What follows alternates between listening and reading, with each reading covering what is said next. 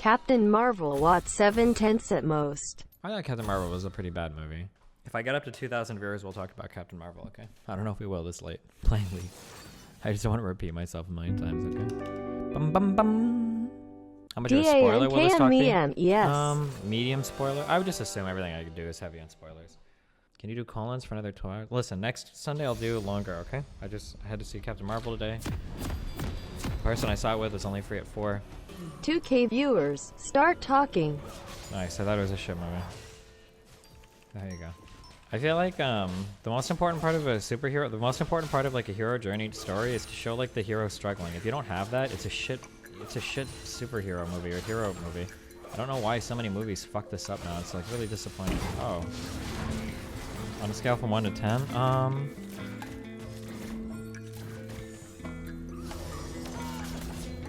I would give it like a 5. Was it basically military propaganda? No, you'd have to be like a super fucking crazy lefty or some shit to think it was like, oh, forgot. No, if you think it was military propaganda, you're fucking stupid. I read a review saying that Carol never felt a danger once, so it was kind of boring thoughts. I kind of wonder if like, since we're doing like the whole like diversity thing, we're trying to get greater representation in media, which I agree is a good thing. I kind of wonder if people are scared to write female characters that struggle. That's something that I'm starting to wonder. Like, I've noticed this, I say a trend, I don't know if it's a trend, I guess. I'm trying to think, like, I know what happened with Rey in Star Wars, like, really bad. And then it's going on with Captain Marvel. Like, are there superhero movies with female leads where the female, like, actually, like, struggles? Or is it something where you think they're, like, people are too scared to write it that way? Like, recent movies. Did Wonder Woman have a significant struggle? Did she? I'm trying to remember. Not like, I'm not talking about, like, Kill Bill. Ironically, like, Kill Bill and Alien are, like, movies, like, really, with really well-written female leads, I think. I'm trying to think in terms of, like, recent movies. I saw you mentioned Daenerys. Do you really believe that considering her early story? Yeah, but if you think Daenerys struggled, then we watch media completely and totally fucking differently. We're never going to agree on it. Daenerys never has real struggles in all of Game of Thrones. If you think so, it's just because you're fucking stupid. But I mean, I understand why you think it. People are very quick to like project things onto like, people will project things onto, people project their own emotions into stories. So like shitty storytellers can like benefit a lot from that. So like Daenerys' story benefits a lot from like media illiterate fucks that project a lot of their own emotion into like the story. So like for instance, like a really basic take might be, oh well, Daenerys struggled a lot because she got raped. And it's like, okay, but was a rape like, did a rape really end in anything bad at all in Game of Thrones? Like, for instance, here would be like an example of like Daenerys like struggling due to her rape. Maybe Daenerys has like a battle that she needs to win, and there's a male general that she could trust that would like lead her to victory, but she's distrustful of men because she was raped. That would be an example of like a struggle. But that never happens. She's literally fucking like a male infiltrator general like the fucking next season, right? The guy that she falls in love, right? Her rape doesn't have any negative consequences at all for her character. Like, it's something that she overcomes and she uses it as like a story device, and then she falls in love with the guy that rapes her and then has a kid, and all of that is conveniently thrown away. And people might say like, oh, well, she struggled because she lost her husband and her baby. Yeah, but was that really a struggle? No, it was used as something to empower her to move on like to the next bigger thing. Like, if anything, having a kid and that husband would have slowed her the fuck down, right? Like, Daenerys like never really, even like her losses of like, oh, she lost one dragon, yeah, one of 3, right? Daenerys like never suffers like real setbacks in Game of Thrones like other characters do, right? Compared to say somebody like Jaime who loses his hand. Jaime can't fight anymore. It's a huge change in his character. Like, it dramatically changes his character. Daenerys' character has never really changed that much at all. Or look at like Sansa, right? Sansa's a character that's lost a lot and has changed a lot as a result. So a woman isn't really struggling unless rape fucks her up mentally. Yeah, that's how you write a story. If things have to have, it's a cause and effect, right? I understand that. Oh, I'm gonna die. I understand that for like a lot of stuff today, like maybe you guys don't think you need to see the effect because you can like imagine it or whatever, like in your brain, like you just like imagine an effect. But like, yeah, if something is supposed to be a struggle, you have to illustrate that somehow on screen, right? You have to see the character actually lose something, not imagine it in your head. Like, oh, well, I think rape is bad, right? So like getting raped must be real bad. Well, but if it doesn't change your character at all, then no, not really. You can't really call that a struggle. Yeah, Cersei is somebody that's definitely changed a lot and struggled a lot as well. Sure, yeah. The problem with Game of Thrones is it's a stark contrast to the rest of the characters as well. Lots of movies / stories have societal assumptions like rape is bad. Yeah, if it's shit, it does, sure. But most stories, if a character is raped or suffers something like that, there's a demonstrable loss or change in character as a result of that. Usually, like, something will change in a character. Only shitty things rely on, like, oh, well, society says this is bad, so, like, we'll show that it's bad and not actually, like, demonstrate, like, a thing with the character. For the whole first season, Daenerys struggles super hard constantly until she tries to think at the end of the season gets dragons. Yeah, but every victory that Daenerys has is handed to her via birthright. That's the problem. Daenerys doesn't earn anything. She's the queen. She walks out of the fire because that's how she was born. She gets dragons because that's what she was born with. Like, somebody brings her an army because they love her. Some general backstabs other generals and fights for her because he thinks she's beautiful. Jorah consoles her and everything because he loves her. Like, she doesn't earn anything. Like, she doesn't do anything. Like, oh, she tricks the one guy because she happens to have been born learning Valyrian, and he didn't know that. Like, everything about Daenerys is like a big cop-out, a big lucky thing. Like, everything related to Daenerys is that. Do you think every character needs to start as a beggar on the streets and earn everything? For heroes' journeys, yeah, of course. The hero always is supposed to start at a low point and build his way up. That's literally the whole point of the story. Yeah, of course. If it's like a hero's journey story, yeah. What do you mean? Otherwise, that's the journey part. What would you do to think that she deserved her characterization? What would you have to see on screen? Her growing or changing as a character or doing something to actually earn a victory rather than just because she was, like, born with something. Hero's journey doesn't necessarily mean the start point of weakness, just that they become stronger or change over the course of journey. So you're saying they start weak and become stronger. I mean, if you want to play like a semantics game, that's fine. I mean, sure, they don't have to start weak, but they have to start at a low. They have to start weaker than their initial obstacle, and then they have to get stronger and overcome it. That's the point of the hero's journey, right? You start out in some level. There's some obstacle that you can't overcome, and you have to either learn something about yourself or develop something that you didn't have before, and then you go and then you reconfront that previous obstacle or something similar to it, and then you overcome it, right? That's the hero's journey. What about SpiderMan Homecoming? He was really good at the start. No, what? Oh wait, Homecoming? Oh, I didn't watch that movie. No. Iron Man is born as a billionaire genius. Iron Man had to do the whole fucking thing in the cave shit or whatever. And then later on, he has the one villain or whatever that, like, kind of fucks with him. The cave scene was, like, pretty short, I guess. But I think Iron Man was decently developed for a superhero thing. Do any of the Marvel heroes really face challenges at all? Yeah, Marvel movies are usually pretty Kyle decently Putin written. As, like, superhero AYAYA. AYAYA. Iron Man is a billionaire playboy. LOL. What? Struggling to you just being... Man, you guys are real fucking stupid. I'm sorry, dude. This is why movies are shit today. I guess if you're born with money, then that literally counts as, like, overcoming every obstacle. You can't grow as a character. My bad. You got me. I Fuck can't you, tell if Elysium. You worthless fuck. Wowie. if this is, like, unironically your opinion or what. I mean, you're acknowledging one struggle but not another. How can you not acknowledge the bias? I'm not. You just because you're born with money doesn't mean that you're ready to I don't know. Never mind. I can't tell if you're actually. Hold on. I can't tell if you're ironically making this argument or if you're just, like, fucking with me. I don't see how you can't even acknowledge that Daenerys struggled through the entirety of Game of Thrones. Like, maybe she didn't struggle as much as other characters, but that's just whataboutism? But Iron Man is a billionaire playboy. LOL. What? Is struggling to you just being male? Okay. You is horrible with politics. That's why you don't understand view of that is the best. It's not nice. Okay, here's a question. In the Captain Marvel movie, when did you ever think that Captain Marvel was in danger or trouble? Was there any point in that movie, at any point in time, where you're like, oh shit, she might actually be fucked here? Did this ever happen with her? Ever? There's not a single moment in that entire movie, if you're being honest with yourself, where you ever feel like she's in danger. It never happens. And that's why that lack of feeling, it always feels like she's ready to do some crazy shit. It always feels like she's got some super mystical magic power shit. I mean, kind of when the alien guys were fucking with her memories, maybe for like a whole 1 or 2 minutes tops. But even at that, she broke out of that on her own, killed everybody on that ship on her own, blew up that ship on her own, got all of her stuff back on her own. Like, nothing in that ship was a threat to her whatsoever. How is Iron Man being kidnapped and escaping such a are not similar to Daenerys' situation of being sold into the Horde and learning to stand up to the call and her brother in terms of character growth and struggle? I feel like if we go back to Iron Man, I feel like there are moments in Iron Man. You hate Captain Marvel because of her flat ass, don't you? Was her ass really flat?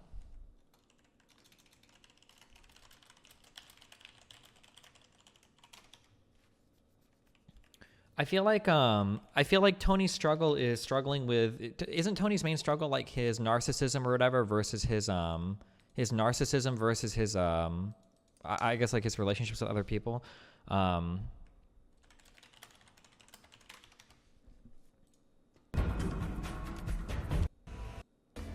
guess like there are at least parts of Iron Man where you feel like he might actually be fucked. Who ends up putting the thing back in him? Is it Pepper or is it this guy? That's not gonna be enough. Do you still hold the same argument against the vegan? Oh, well, fuck off. We're not doing this shit. I have the same problem with Black Panther, no stakes at Destiny. No, wait, come on. I think why was Black Panther able to beat the one guy the second time around? What changed? What did he learn? Biggie.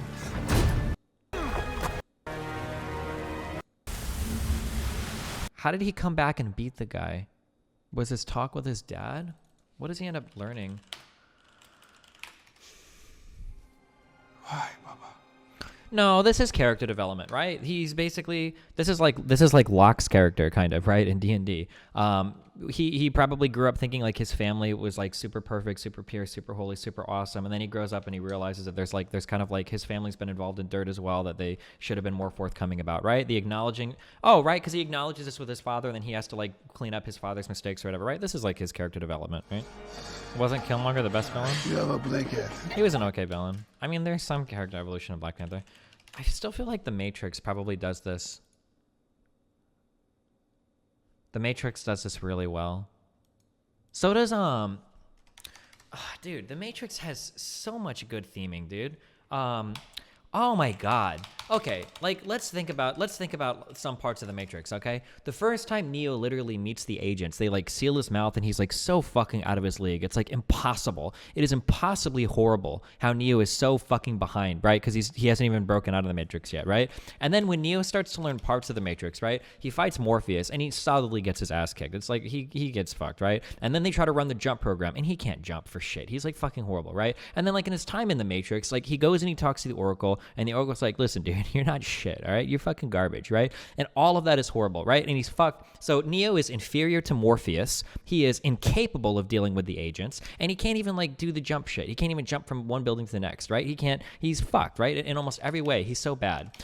And then with all of that theming in mind, Morpheus gets captured, and then Neo and Trinity save Morpheus, and all of the stuff that we had in our mind before, Neo is able to do now, right? He jumps off the helicopter, he saves, right, to rescue Morpheus. He saves Morpheus, the guy that was his superior. He does it in front of multiple agents, right? Like all of that theming, I feel like the payoff at the end is so much greater there, because the more failures that you've had somebody like go through, the more times he fails to jump, he fails to beat Morpheus, he fails to do anything of relevance in the Matrix, he fails to get a good message from the Oracle. All of that failure leads to so much more payoff at the end, I feel.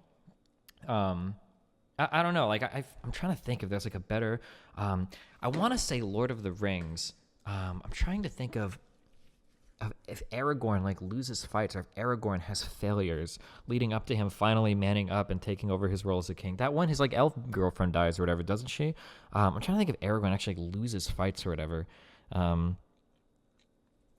Yeah, The Dark Knight is a really good one as well. Batman is always like really good for I think that Bane, of all the Batman movies that I've seen, God, oh my God, The Dark Knight Rises has so many problems. The Dark Knight Rises has so many problems. However, Not as serious as yours. Bane, I think, is one of the best villains of like all time, right? Because like Bane is like, you have a Batman that is like kind of shitty compared to what he used to be, right? Because Batman's like just getting back into the swing of things. He's kind of shit.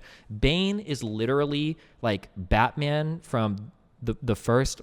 He's like Batman from like The Dark Knight, and then like times 10. He's like a better version of Batman in every way.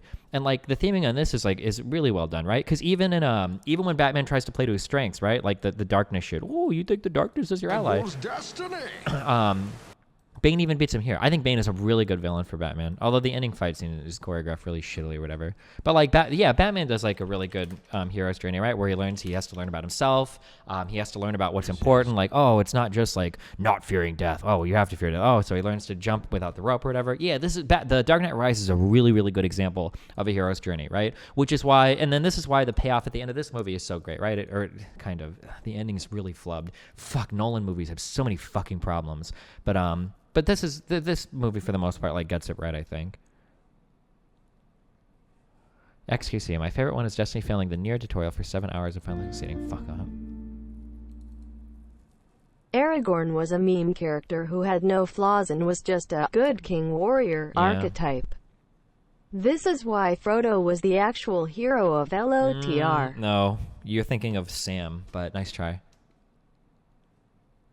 Have you seen either of the Creed movies? Yeah, I saw both of them. Creed 1 was so good. Creed 2 is okay, but I thought Creed 1 was really well done. One of my favorite shots of one of my like favorite little montage things or whatever. Oh, fuck. I feel like this movie did like callbacks so well. Where's like the final thing?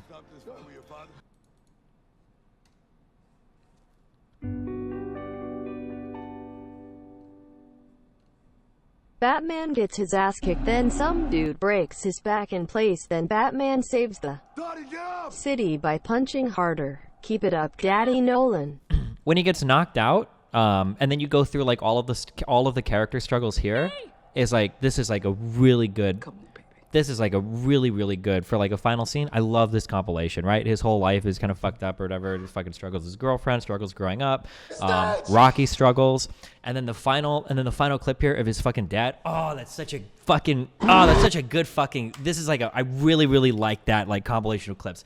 Oh, fuck. The final like clip there of Apollo from one of the earlier Rocky movies is so fucking good. Ooh, fuck. I love that scene. That little like compilation is so good. I didn't like Creed 2. Creed 2 is okay. But Creed 1 was so good. I feel like Creed 2 didn't really do anything new.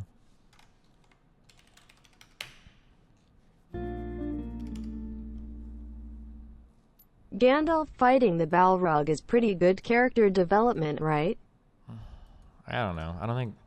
Basically, like, you just, like... I want to be able to see, like, in my opinion, what makes like a good hero story is like there has to be a part where the hero is shit compared to something else, and he's way out of his league, and then he overcomes it, or learns something about himself, or develops something, and then later on reconfronts an obstacle like that earlier one or the same one, and then is able to defeat it. That's like a really satisfying movie to me. And you have to feel like there are parts where like the main character is actually like really weak. Like that's like a really important part of you have to feel like the hero is kind of shit for a while, because when they get really good at the end, then that's like the thing. Ego Raptor talks about this concept in his Mega Man review a lot, actually. Hey, I'm Gruff. All the Dark Bunnies movies were ruined for me because Christian Bale recycled the voice he used for Howl's Moving Castle. What a compelling actor, Kappa Link. Cool. Going to be Fist or some songs that I... Oh, wait, what? This is not what I'm looking for. What's that? So this, like, through Mega Man X, right? Like, this, you have this thing where, like, Zero is kind of like this badass random fucking character that in the game, you don't know if it's a guy or girl ever, like, shows up with a sword and is super badass and super cool, and, like, you see this person do, like, crazy shit all game, and it's awesome. But then later on in the game, you're the one that actually, like, breaks Zero out of, like, their containment and are the one that goes through and defeats the final boss, right? This type of theming is, like, really, really powerful, right? It's good. This is, like, good hero shit. This is, like, what should happen, right? Mega Man saving Zero and then overcoming Sigma at the end is kind of similar to Neo saving Morpheus and then overcoming the agents at the end, right? It's like the same type of thing where like early on, right, Neo looks up to Morpheus as like this impossibly powerful dude that he hopes one day maybe he can be as good as, and then there's an enemy that's even stronger than him, right? And then later on, he's the one that saves Morpheus and kills the agents because Neo's like, oh, that's his journey, right? And then it's the same in Mega Man, right? Mega Man X looks up to Zero as like this possibly badass Maverick hunter, and then later on, he saves Zero and then ends up beating Sigma, right? This kind of stuff. And I'm sure there's like, we can probably find countless examples more like this. Yeah. In Final Fantasy VII, you go through similar stuff, right? Where like you spend the entire game chasing this like impossibly powerful character, Sephiroth, right? Who like you have to go through a whole side quest to avoid this Midgar Did Zalem. you see Annihilation? No. It's not mentioned often, but it's a great movie with a good all-female led cast. And then if you run into this Midgar Zolom, if you're not prepared, this thing kicks your ass. You can beat it early on, but you have to be like specially prepared for it. And if he betas you, you're gonna die. But then like after you like finally make it across the swamp, you find out like, oh shit, the guy that you're chasing is like already single-handedly fucking destroyed this snake. Spoiler alert though, it's not actually Sephiroth, it's Genova. This plot is hella convoluted, by the way. But like, yeah, this type of stuff is really good. Yeah, Luke Skywalker. Luke Skywalker is another really good example. He learns from Obi-Wan, who seems impossibly strong. Obi-Wan seems impossibly strong compared to Luke. He's way wiser, way more intelligent. Same thing with Yoda, right? Yoda lifts the fucking X-Wing out of the fucking swamp and everything, and Luke is nothing to these people. And then Luke meets like the big bad dude, Darth Vader, and he absolutely gets his fucking ass kicked, right? He gets his fucking hand chopped off. He's totally not ready for it. And then in the final scene, like not only does Luke not kill Darth Vader, like in a way he spares him, right? Because he's become so much more powerful. That's every shonen anime ever. Yeah, anime does this pretty well. Yeah. Do you think the main character of a superhero movie has to have a hero's journey? Pretty much. I mean, that's kind of what superhero movies are all about, right? Except for maybe like, what's that one? Am I thinking of Mad Men? Aren't there some superhero movies that are kind of unconventional? But I mean, like generally, yeah, that's what superhero movies are, right? Oh, Watchmen is what I'm thinking of, not Mad Men. Sorry. I haven't seen Watchmen, but Destiny wants every superhero movie to have a cookie cutter story. Nope, that's not what I said at all. Oh, should I ban you? Nah, I won't ban you. You're lucky I'm in a decent mood tonight. You're so fucking lucky. How does Luke suffer anything from losing his hand? Is it knowing his father is the bad guy? I mean, like, Luke technically losing his hand in and of itself isn't really a big setback to him because he gets it, like, reattached or he gets like a new one, a robot one that's like the same thing, I guess. I mean, like the whole crew kind of suffered like a lot of setbacks there, I think, right? Like Han Solo got frozen on carbonite. I don't think he was with him at the end when they picked him up. Can you think of something that tries to do but fails? I don't know what that sentence was supposed to say. You seem pretty passionate about these stories. Blows my mind you haven't seen part 1 of Naruto, aka the best anime of all time. What you are talking about is a superhero trope overplayed in movies, right? Why do you want more of this? This is not a superhero trope overplayed in movies. This is something, these are stories that have been told since the dawn of fucking man. I mean, like, read the, no, I'm not going to say this, but like, if you read the Odyssey, or if you study like the Iliad, like these are also similar types of stories where, isn't the Odyssey like a whole hero's journey about Odysseus, where he starts off as like this really arrogant, cocksure fucking dude that goes off and has to like learn a bunch of shit about himself. I don't even remember who the final people are that Odysseus beats in the end because fucking, that shit was so fucking boring. But like, or Gilgamesh, yeah, like the hero's journey are stories that have been told since the dawn of fucking time. The hero's journey is the type of story why people like Devin think that there are like these archetypes that run through like all of like human history.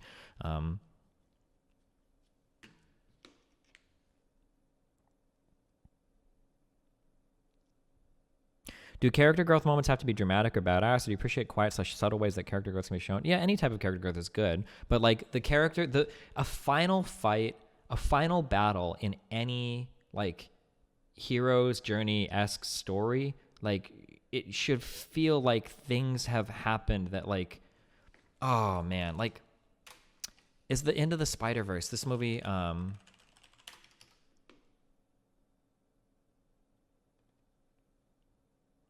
is this stuff like released yet?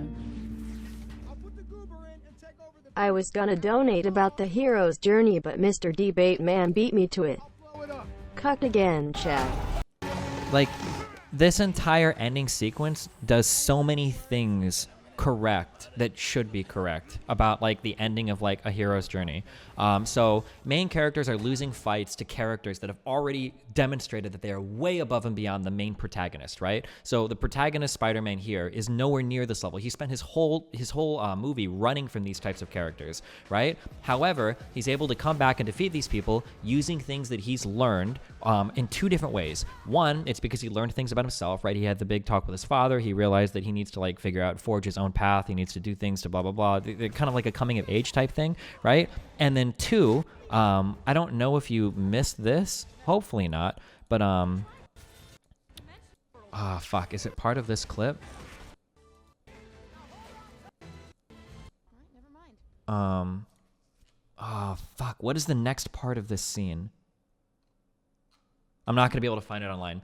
The whole like ending part after that, where he's like trying to run the chip or whatever, or to go around into the top, is actually copy pasted from what he watched the original Spider-Man do at the beginning of the movie, right? That's great theming, right? That when he is a little kid, a little dumb fuck kid that doesn't know anything, watching the first Spider-Man do crazy shit and like run around like the whole fucking thing, doing all the cool moves, it's like unbelievable to him. And in the last part, when he comes back to Spider-Man, he does the exact same kind of like path, like all the shots are mirrored and everything, and it's really, really well done. It's perfect, like it's perfect fucking, like showing like evolution of character. And then even in his final fight with like the big fucking fat dude, right? The move that he kills him with is the electricity thing that he unlocked because he understands more about himself, and a callback to his uncle, the Prowler, right? When he touches his shoulder and zaps it, right? It's amazing theming. The Spider-Verse does this type of theming really, really, really fucking well. Like showing like the evolution of a character through like the final fight or whatever, that all that shit.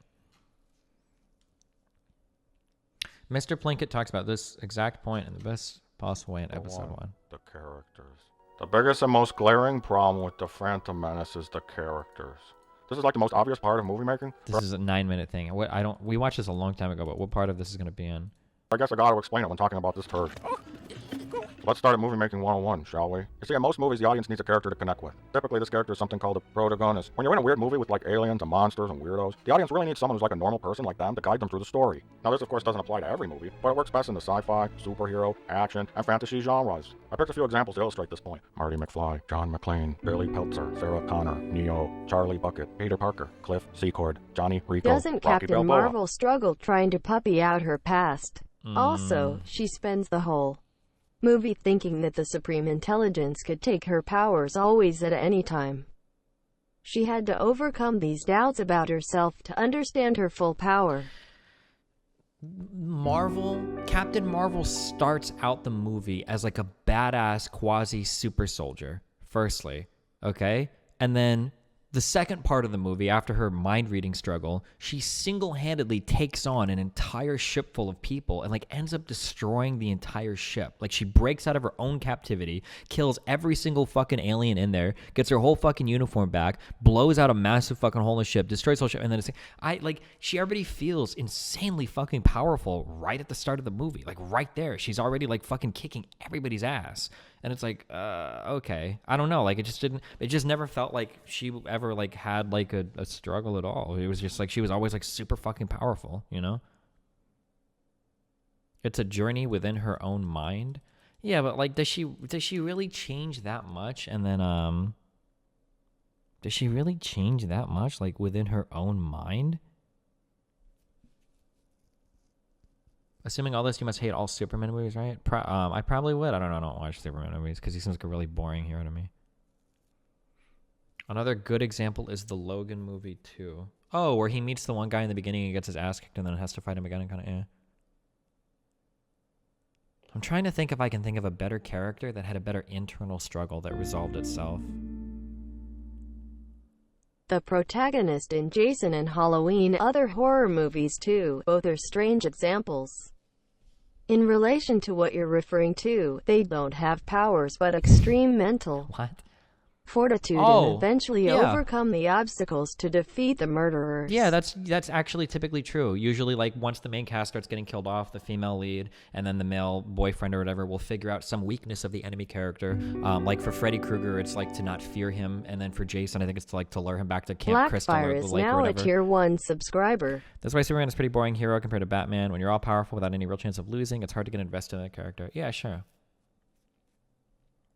Aren't all the best Marvel movies the ones that don't follow the trope? I mean, I think that this trope is largely positive. I don't remember Winter Soldier as much. Have you heard of the Thermian argument? It's an argument to justify bad storytelling using... Yeah, I know the Thermian time. Yeah, what about it? Marvel being super strong, so she doesn't need to struggle. I don't know if it's a Thermian argument. I think it's just bad writing.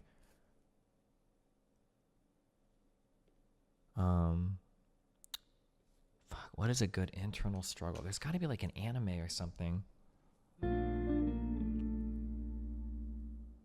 Captain Marvel felt like a shitty version of the Bourne Identity.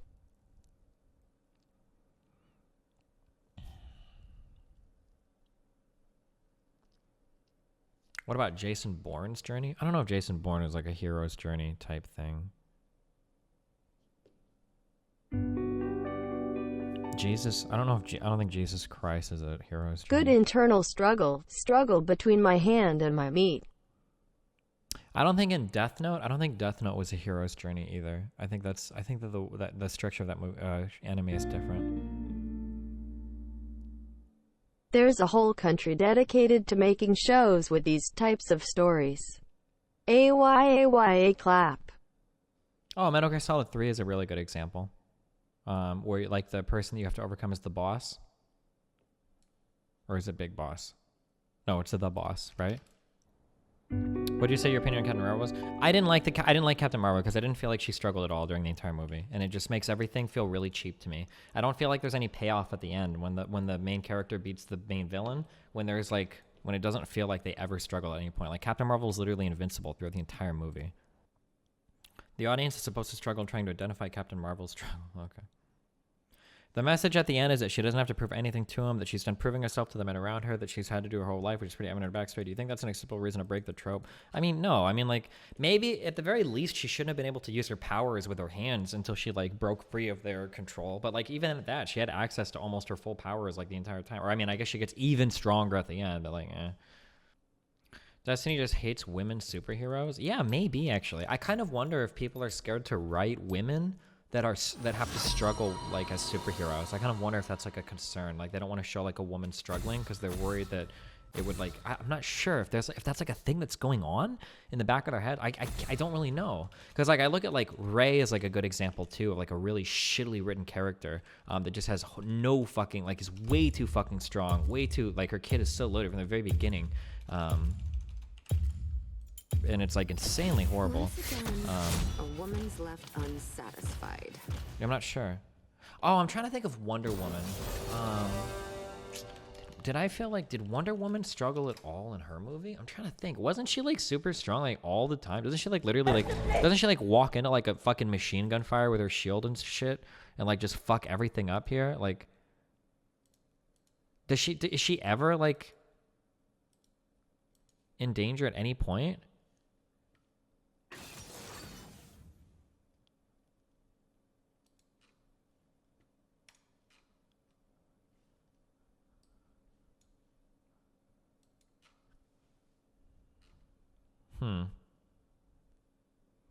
Why do you need the characters to struggle? Because you want to see them overcome something at the end. That's the payoff. That's where the payoff comes from the movie. Should we avoid the term Mary Sue? Yeah, that's a fine term. Mary Sue or Gary Stu. I mean, there are male characters that have Gary Stews as well. I'm sure I could think of a ton. I just can't think of any right now. I'm sure there are like male. I mean, the Black Panther guy was like really fucking strong through all. I don't understand the point of like showing characters that are like really fucking strong like right at the start of the movie. Like they have nowhere to go unless they like lose their powers for some reasons. Like The Dark Knight Rises is a good. Like he starts really strong, but there's somebody that's way stronger and then he falls and then has to climb back. Oh, Solo in the Han Solo movie? Miley Cyrus. Wonder Woman's struggle was supposed to be an internal one in that violence was inherent to man and not something she could punch to death like Ares. But it was ruined by the third act. When she punched Ares to death? Oh, yeah, I'm sorry. Solo in the Han Solo movie. is another good example of a character that's way overtuned the entire movie. Really boring. I didn't like that at all either. I thought that the Solo movie was going to be like how Han Solo like came to be like a good pilot and came to like be like a smooth talking, wisecracking dude. But instead it was literally like he starts off as a kid that's already like really skilled, and then it's like 2 years later after he's been a pilot and now he's a really good pilot. It's like, what the fuck? I thought I was supposed to learn all of this here. I thought that was like really shittily done. What about Deadpool? Deadpool ironically does an okay job, doesn't it? Although that's more of like a comedy movie, but even that does like an okay job, doesn't it? Because he like it goes through him like getting his powers and everything and being kind of shit. And then, is it acceptable that a lot of the Lord of the Ring characters were Gary Stews? Yeah, like Elf Dude and Dwarf Dude are always like super strong. Aragorn doesn't really develop. Who's the main? I have to rewatch the Lord of the Ring movies. Because I really like those movies, but I'm trying to wonder why. I didn't like them that much the first time I watched them, and then the second time I watched them, I really liked them, and I'm not sure.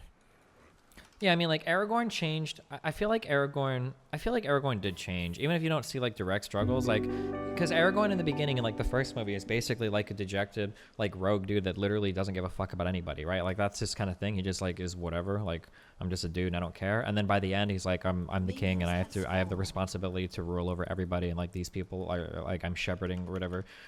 Like, they're my responsibility. Like, isn't that kind of like Aragorn's journey? Does he start race or? I don't fucking wait. That is what? Oh, do I miss watching movies with you? Yeah, fuck. I wish I could get like my chat rebuilt so I could have like a second chat room for movies.